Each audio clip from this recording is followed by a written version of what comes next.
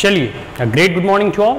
आज हम लोग जो है इस वीडियो में और आज के वीडियो से हम एक नए सीरीज में एनसीईआरटी के बुक्स को रीड, रिकॉल, रिवाइज या फिर पढ़ने जा रहे हैं। ठीक है, एनसीईआरटी क्लास 6 से हम लोग प्रारंभ करेंगे और क्लास 12 तक के बुक्स को, सारे एनसीईआरटी बुक्स को डे बाय डे ग्रेजुअली हम लोग कंप्लीट करने का प्रयास करेंगे। और सबसे पहले हम जो है शुरुआत इनिशिएटिव जो लेने जा रहे हैं वह सोशल साइंस के ही बुक को हम लोग पढ़ेंगे, जिसके अंतर्गत हिस्ट्री, पॉलिटी, ज्योग्राफी, इकोनॉमिक्स, ठीक है, ये सब सारे सब्जेक्ट होंगे। तो हम लोग आज के दिन मतलब आज से ही प्रारंभ करने जा रहे हैं और सबसे पहले हम क्लास 6 एनसीईआरटी सोशल साइंस में, जिसे हम लोग सिविक्स भी बोलते हैं और पॉलिटिकल साइंस भी आगे जाकर ये कहलाती है, तो राजनीति शास्त्र का फर्स्ट चैप्टर अंडरस्टैंडिंग डाइवर्सिटी, इसे हम पढ़ने जा रहे हैं। इसका हम एक इंट्रोडक्टरी कह सकते हो कि पहले ना एक सार, इस पूरे के पूरे चैप्टर के अंतर्गत हमें क्या पढ़ने को मिलेगा इसके बारे में जानने का प्रयास करेंगे और इस चैप्टर का, इस पाठ का, इस लेसन का हम परिचय जानने का प्रयास करेंगे। ठीक है, तो है अंडरस्टैंडिंग डाइवर्सिटी। अंडरस्टैंडिंग मतलब अगर इसके हिंदी अर्थ की बात करूं तो अंडरस्टैंडिंग मतलब होता है समझ और डाइवर्सिटी मतलब होती है भिन्नता, भिन्नताएं। ठीक है, अब जैसे यहाँ बुक के माध्यम से हम समझने का प्रयास अगर करते हैं तो बुक में एग्जाम्पल दिए गए हैं क्लासरूम का। ठीक है, कि जैसे अगर आप कोई रूरल एरिया में रह रहे हैं या फिर ऐसे कोई पार्टिकुलर रीजन में रह रहे हैं जहाँ सिर्फ एक ही कम्युनिटी के बच्चे हैं तो वो एक अलग बात है। लेकिन अगर दिल्ली की बात करूँ तो आप दिल्ली के स्कूल में जाएं, कोई भी गवर्नमेंट स्कूल या प्राइवेट स्कूल, तो दिल्ली अपने आप में एक मिनी इंडिया है। और यहाँ क्लासरूम के एग्जाम्पल के माध्यम से, उदाहरण के माध्यम से यह समझाया गया है कि आप अपने क्लास में, आप जिस भी क्लास में पढ़ रहे हैं, इनफैक्ट आप अगर ग्रेजुएशन वगैरह कर रहे हैं, जो भी यूपीएससी की तैयारी वगैरह करते हैं, तो ग्रेजुएशन या तो कर रहे होते हैं या कर चुके होते हैं, एमए वगैरह या पीएचडी वगैरह, जो भी जिस भी कॉलेज या यूनिवर्सिटी के आप स्टूडेंट हैं, तो आप पता करें। और ख़ास करके ऐसे यूनिवर्सिटी के विद्यार्थी, ठीक है, जो रेगुलर से हैं, वो अपने क्लासरूम में, अपने सेक्शन में पता करें कि कितने different community, class, region, religion के लोग उनके क्लासरूम में हैं। कहने का मतलब है, अगर दिल्ली का मैं उदाहरण दूं तो आप चाहे 10th में हो, 12th में हो, क्लास 6 में हो या 7 या किसी भी क्लास में हो, या दिल्ली यूनिवर्सिटी में पढ़ रहे हो, जेएनयू में पढ़ रहे हो या किसी भी यूनिवर्सिटी में पढ़ रहे हैं, तो आप अपने क्लास में देखेंगे कि एक ही क्लास में डिफरेंट धर्मों के लोग, डिफरेंट रिलीजन के लोग आपको पाए जाएंगे। एक ही क्लास में कोई हिंदू होगा, कोई सिख होगा, कोई ईसाई होगा, ठीक है, कोई पारसी होगा, ठीक है, कोई जुइस होंगे, तो डिफरेंट धर्मों को मानने वाले लोग, और इसके साथ साथ ही नहीं, डिफरेंट क्षेत्रों से भी लोग होंगे। कोई बिहार से होंगे, कोई झारखंड से, कोई यूपी, कोई मध्य प्रदेश, कोई केरल, कोई तमिलनाडु, कोई कर्नाटक, कोई असम, कोई मेघालय, कोई मिजोरम, कोई गुजरात, ठीक है। और इतना ही नहीं, कई एक भाषा, अब जैसे डिफरेंट क्षेत्र में से अगर लोग आएंगे एक क्लासरूम में, तो वो अपने अपने क्षेत्रीय और लोकल भाषा में बात करते हैं। तो कहने का तात्पर्य हुआ कि वहाँ जो है डिफरेंट जो है भाषाओं के जो है जानकार और भाषाएं बोलने वाले लोग भी आपको नजर आएंगे। तो एक क्लासरूम में कितनी डाइवर्सिटी हो सकती है, इसका मूल्यांकन आप स्वयं कर सकते हैं। ठीक है, और आप अपने क्लासरूम से ही एज अ एग्जाम्पल के तौर पर आप जो है इसे सीख सकते हैं। ये तो एक बुक के माध्यम से हमने उदाहरण समझा कि डाइवर्सिटी किन किन प्रकारों से हम जो है देख सकते हैं या कितने प्रकार की डाइवर्सिटी होते हैं। अब जो है हम जो है एक उदाहरण अपनी तरफ से बच्चों को बताने का प्रयास करता हूँ। जितने भी स्टूडेंट हैं वो इन बातों को ध्यान से सुने। आपने एक पुष्प का गुच्छा देखा होगा या एक बगीचा देखा होगा, ठीक है, एज ए गार्डन के तौर पे, बाग बगिया जो होता है, ठीक है, तो उसमें जो है आप देखेंगे कि एक पुष्प गुच्छ में या फिर एक बगिया में रंग बिरंग और तरह तरह के, जैसे गुलाब का ही फूल है तो कोई पिंक कलर का है, कोई रेड कलर का है, कोई येलो कलर का है, फिर डिफरेंट जो है। अगर आपने राष्ट्रपति भवन, जो भी विद्यार्थी मुगल गार्डन वगैरह घूमे होंगे, मैं कई बार दिल्ली में रहता हूँ तो घूम चुका हूँ, तो वहाँ देखोगे कि गुलाब के कई एक वेराइटीज आपको देखने को मिलेंगी। ठीक है, और जिसने भी राष्ट्रपति भवन का भ्रमण किया है तो उसमें सिर्फ गुलाब के नहीं, कई एक प्रकार के फूल आपको वहाँ देखने को मिलता है। तो पुष्प गुच्छा की बात करूँ, गुच्छ की बात करूँ, ठीक है, या फिर मैं एक प्रकार से एक और उदाहरण देता हूँ।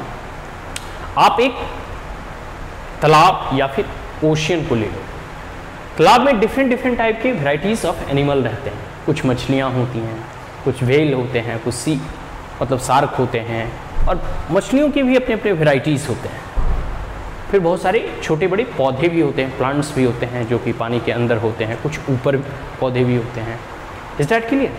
तो अपने आप में इस पूरे के पूरे वातावरण में, चाहे हमारा वातावरण वह क्लास का हो जो कि हमारा नज़दीकी वातावरण है जिससे हम डे टू डे परिचित होते हैं, या फिर हम जो है एक बागीचा, एक गार्डन का एग्जाम्पल के तौर पे समझें कि कितनी डाइवर्सिटी होती है, डिफरेंट जो है फूल जो है फूलते हैं, फलते हैं, उगते हैं। और हमने एक ओशियन और एक आइलैंड, एक प्रकार से कह सकते हो कि समुद्र या फिर लेक के माध्यम से समझने का प्रयास किया कि उस लेक में, उस जो है समुद्र में जो है भिन्न प्रकार के जो है पानी में रहने वाले जीव पाए जाते हैं। तो ये एक एग्जाम्पल हो गया। अब जो है आप खुद महसूस करेंगे कि अगर आप जो है को जो है सिर्फ एक प्रकार का फूल दिया जाए तो वो उतना जो है कह सकते हो ना कि मनमोहक नहीं लगेगा। लेकिन अगर वही पुष्प गुच्छ में भिन्न प्रकार के कुछ लाल, पीले, हरे, नीले जो है फूलों का एक गुच्छ बना दिया जाए और गुच्छा वो आपको भेंट स्वरूप दिया जाए, ठीक है। देखते हो जब प्रेसिडेंट वगैरह, प्राइम मिनिस्टर वगैरह या फिर जो डीएम वगैरह इनफैक्ट होते हैं, वो भी अगर कहीं आते जाते हैं तो उन्हें अतिथि के सत्कार में, ठीक है, एज ए गेस्ट के रूप में जब उन्हें बुलाया जाता है, चीफ गेस्ट के रूप में, तो अतिथि के सत्कार में उन्हें फूल के गुच्छे भेंट किए जाते हैं। तो वो फूल के गुच्छे तभी मनमोहक लगता है, तभी अच्छा लगता है जब वो उसमें भिन्न प्रकार के फल फूल से वो सुशोभित होता है और देखने में तो उसका जो है रंग हमें मनमोहक लगता है, हमें भाता है। तो यही है अंडरस्टैंडिंग डाइवर्सिटी। जो डाइवर्सिटी है, चाहे क्लासरूम की डाइवर्सिटी है, कितने आप डिफरेंसेस देख सकते हैं, different region, different religion, different language, और इसके साथ साथ उनके पहनावे ओढ़ावे, उनकी बोलचाल की भाषा, रहन सहन, उनका कल्चर, उनका खान पान। Is that clear? ये डाइवर्सिटी है, ये भिन्नताएं हैं। अब बुक के माध्यम से, अगर एनसीईआरटी बुक के माध्यम से हम समझने का प्रयास करें तो इस पे कुछ प्रारंभ में ही, मतलब इंट्रोडक्शन में ही कुछ जो है क्वेश्चन दिए गए हैं। उन प्रश्नों को हम देखने का प्रयास करते हैं। सबसे पहला है, what does diversity add to our life? ये जो डाइवर्सिटी है, ये जो भिन्नताएं हैं, हमारे जीवन में क्या नया या क्या कुछ जोड़ता है, ठीक है। तो ये पहला प्रश्न है, और आप खुद जो है इन कुछ चीज़ों को समझें और समझने का प्रयास करें, और कुछ चीज़ों को आप जो है कमेंट बॉक्स में कमेंट भी करें कि आखिर हमारे जीवन में यह डाइवर्सिटी जो है क्या इनकैल्कुलेट करता है, क्या कल्टिवेट करता है, या क्या कुछ जोड़ने का प्रयास करता है, हमारे जीवन को कैसे मनमोहक बनाता है। दूसरा है, how did India become like this? और बात करूं भारत की, तो भारत में अपने आप विश्व की हर एक धर्म जो है भारत में मनाया जाता है, विश्व की हर एक उपासना पद्धति जो है भारत में मनाई जाती है, विश्व के हर एक क्षेत्र के लोग भारत में रहते हैं, विश्व के कह सकते हो कि अगर छोड़ भी तो भारत में अपने आप कई हजार बोलियां, कई 100 भाषाएं बोली जाती हैं। कई भाषाएं तो विलुप्त हो चुकी है, लेकिन कई भाषाएं भारत में कहा जाता है कि हर 4 कोस में बोली बदल जाती है। हमारा इतना जो है कह सकते हो कि रिच जो डाइवर्सिटी है, इतने संपन्न साहित्य है, ठीक है, कि आपको हिंदी, गुजराती, मराठी, पंजाबी, उड़िया, मैथिली, संथाली, आपको असमी, डोगरी, कई एक भाषाओं में आपको साहित्य का जो है दर्शन आपको पढ़ने को मिलेगा। तो यह जो डाइवर्सिटी है इंडिया में इतने आए कैसे? आखिर इंडिया एक पुष्प का गुच्छ कैसे बन सका?